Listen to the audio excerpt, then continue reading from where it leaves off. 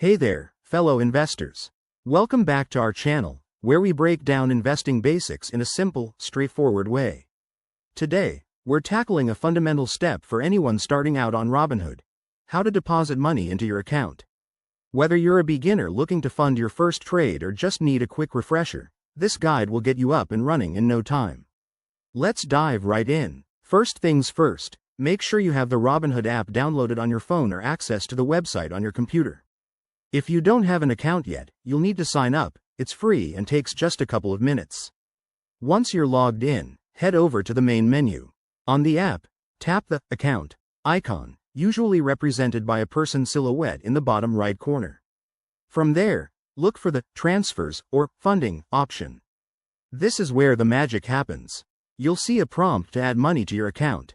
If it's your first time, you'll need to link your bank account or debit card. Robinhood makes this easy. Just enter your bank details securely, and they'll verify it through a small test deposit, which usually clears in 1 to 2 business days. Now, select your deposit method. The most common is an ACH transfer, which is free and links directly to your bank. Enter the amount you want to deposit. Remember, there's often a daily limit, so start small if you're new. Double-check everything for accuracy, then hit confirm. You'll get a confirmation screen, and the funds should appear in your Robinhood account within 1 to 3 days for ACH transfers. One quick tip: always use a secure network when handling financial info, and keep an eye on your transaction status in the app.